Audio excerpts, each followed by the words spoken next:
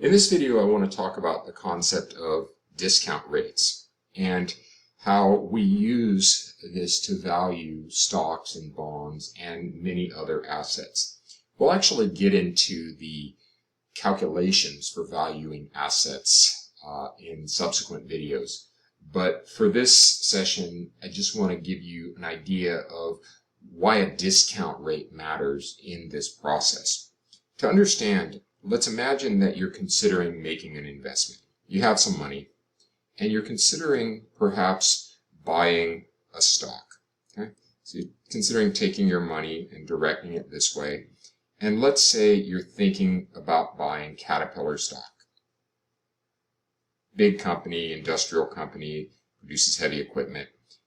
You're thinking of buying ownership in their company. Now, if you didn't use the money to buy Caterpillar, what would you do with it? Well, there would be some alternative investment that you would have made. You're an investor, right? You're going to pursue stock as one option, but there's always something else. This is the fundamental problem in economics, right? We always have resources that we direct one way, and then we give something up. We call what we give up the opportunity cost. So, if you go to Wendy's for lunch, you don't go to McDonald's, right? Use your dollars towards Wendy's burgers, you don't get McDonald's burgers. So this is back to the most basic issue we study in economics. But now we're in the realm of investing. You're talking about Caterpillar stock, and you look at the alternative and you say, well, I could take my money and I could maybe buy a treasury bond. Treasury bonds are debt issued by the government. Okay? And so if you look at the treasury bond and you see that it has a yield of, let's say, 4%, then in your mind you're thinking, if I buy Caterpillar stock, I'm going to get a certain return, and I want to look at that return, but I would be giving up a return as well. I'd be giving up 4% on the treasury bond. That 4% now becomes the discount rate in valuing the Caterpillar stock. So for example, if, let's say, at 4% yield on a treasury bond, I look at that and I say, well, that's pretty cool. I wouldn't mind getting a 4% return on my money.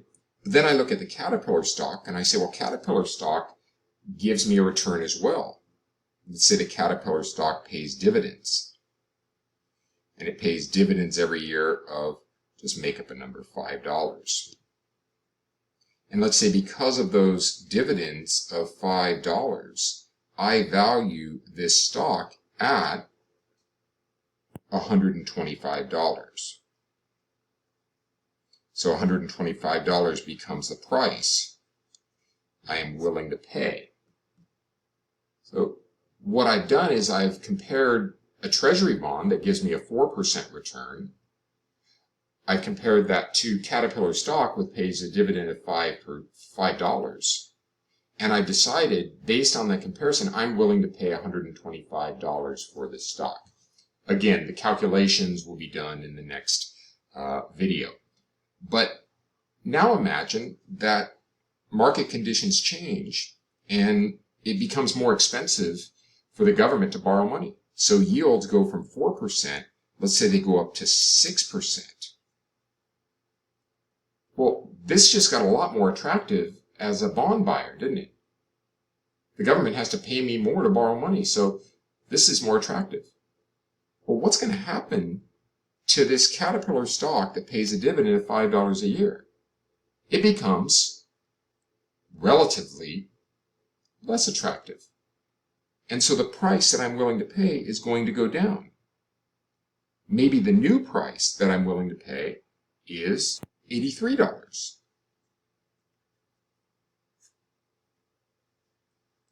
So effectively, because the yields went up on the treasury bond, the price that I'm willing to pay for the stock goes down. And this relationship holds up pretty well. As yields go up, that is, in this case, the discount rate increases, that's going to lead to the price of the stock going down. Discount rates go up, price of stocks go down. Essentially, the return on the alternative investment to the stock went up, and that made the stock less valuable. I'm only willing to pay $83 now for $5 a year in returns, whereas before I was willing to pay $125 for that stock for $5 a year in returns. Why am I willing to pay so much less for the same return? Because the alternative, treasury bonds, are now yielding more. And so this is the relationship that we see between assets and the way that discount rates become integral to valuing stocks. Of course, it works the other way as well. If you're buying a treasury bond, you're giving up stock.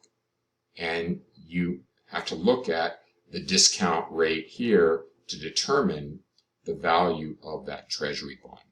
But I think you can save that for the next video where we actually do valuations.